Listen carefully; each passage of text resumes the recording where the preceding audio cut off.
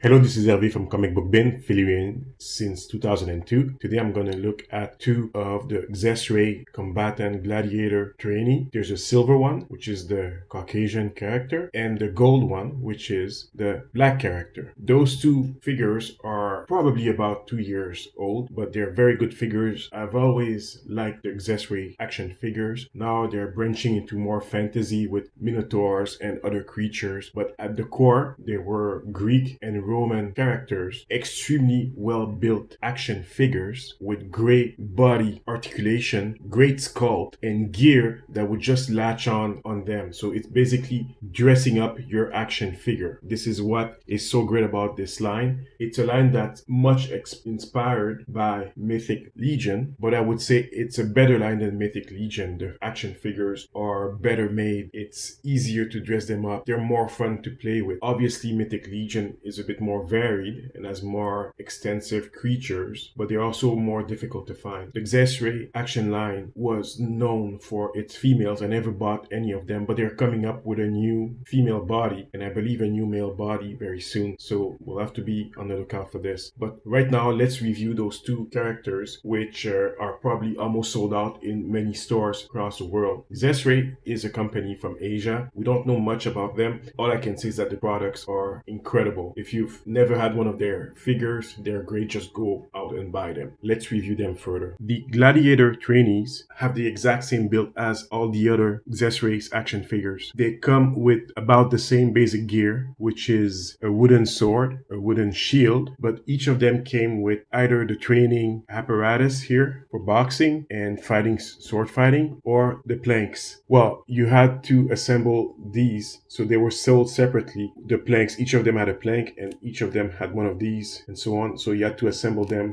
by buying the two of them.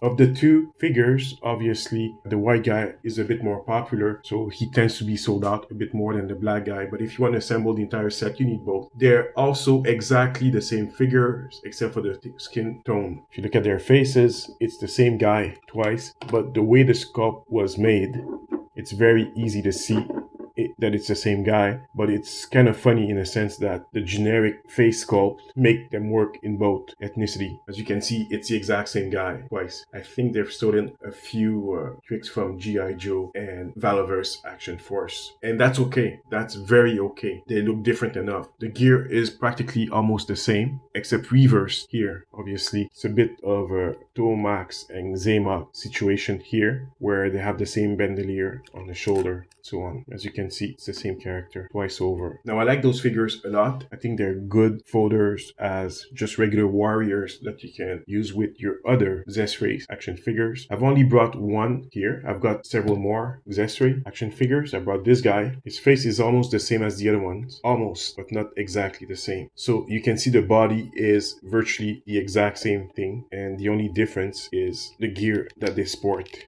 Each of them sport. That's good enough for me. This is a Mythic Legion next to them. Now, I said that Mythic Legions are not as good looking as them, and you can see why here. They feel more plasticky, less realistic. I believe the Xesray action figures are of a better quality. Even the sculpt is a bit finer. That's because they specialize in that era versus Mythic Legion does several eras. So it does things that look like gladiators and Romans and Greeks, but also Middle Age and other kind of characters, fantasy characters, and so on, even though Xesray now makes fantasy characters too. So I'm not as impressed with the Mythic Legion in this case. I'm not saying that Mythic Legion does not make good figures. They are great figures, but they're not of the same quality as the Xesray, who also cost a little bit less. So if you want this guy to train, he can train on this thing here, like that. But I was thinking that this would be a great setup for this guy, Big Boa, who did not come with any training gear. Now, Big Boa is not the same scale as those guys, but he can probably fit a bit. This thing could also work with Big Boa if you want to do a G.I. Joe Cobra Troop training ground where they pick up planks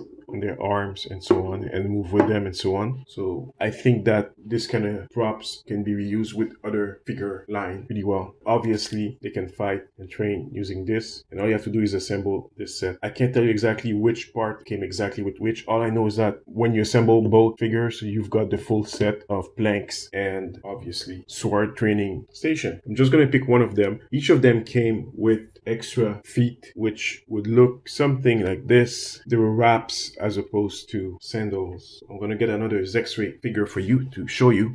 So they each came with one of those with another set of feet, which were wraps, and they come with a few more hands also, but they're all the same, so there's no point really showing you. As you can see, they all look like the same guy. Because the gear that they wear is soft, it's easy to put them on their heads and so on. It can also vary which one wears what. This is the gold trainee, this is the silver one, but you can mix and match because all of the gears with Xesray action figures can be removed. It's as if they were wearing clothes. So I haven't tried to remove the gear, but you can remove this leg covering. The skirt can be removed too. Those bands are on their arms. This can be removed. Everything can be mixed and matched and exchanged with other Xesray action figures. It's up to you to arrange them the way you like them. I've got a small problem here in my shield. This got unattached pretty quickly. I'd have to glue it for it to stay strong, but it doesn't really show. It broke easily. You need to be careful with some of the gear that they carry. They're very spiky. They're not like other action figure lines where they tend to round them up a bit. This is very spiky. You can get hurt with this. So they're not for kids. They really are not for younger audiences. But as you can see, you can do a lot of things with this figure. Full stretch, very good articulation. They have this wash all over their bodies. I think they would look better if they had some scars or things like that, but you can add them if you really want that. The sculpt, like I said, is almost exact the same for the L helmet. You get alternate hands and so on, but they're stored somewhere already. This is how they look. They're very beautiful figures. I really like Xesray action figures. I know they're going into more fantasy grounds right now, and that's okay. I mean, the line has to survive. They have to experiment if they want to get more people interested in what they do, because it's pretty niche to be doing gladiators and Romans. It's a very niche type of product, so it may not interest everybody for now. Although they're females, like I mentioned before, were some of the best action figures that you could get. If you put a Xesray action figure next to a regular G.I. Joe character, this is how they scale. This is Duke, so obviously Duke would be your standard scale. So they're bigger, obviously. You can see Duke here. Duke is much shorter. This is Brave. Well, I call him Braveheart, Strongheart. They don't quite fit with the NECA larger figures sometimes. So Strongheart is a bit bigger, but then is a fantasy and middle-aged type of character as opposed to a gladiator. So he may not fit exactly with them anyway. But War Duke would fit with them. Well, War Duke would fit anywhere, I think. That's how they look with War Duke. War Duke, which is like one hell of a figure. Never seen a figure so cool. So these are the Xesray gladiator type. Well, trainee. You need someone to die on the field. So these are the figures that are going to be dying if you want to, make play and stuff. And dioramas. Those are the guys that can actually die for the cause. They're kind of nobodies. They were probably captured and enslaved and then made into training to become gladiators, and their life expectancy was not great anyway. But they're great figures, so if you can still find them, get them. You can use them as custom for other things. Do be careful with some of the joints. They can break, and like you saw here, my shield here was unglued easily when I was just trying to insert the hand. In this case, I knew I had to remove the hand and try to slide it in like that, but it still broke. It still hangs on, and it's something I can easily fix with glue, but still. So this is Hervé from Comic Book Bin, filling you in since 2002. Like and subscribe.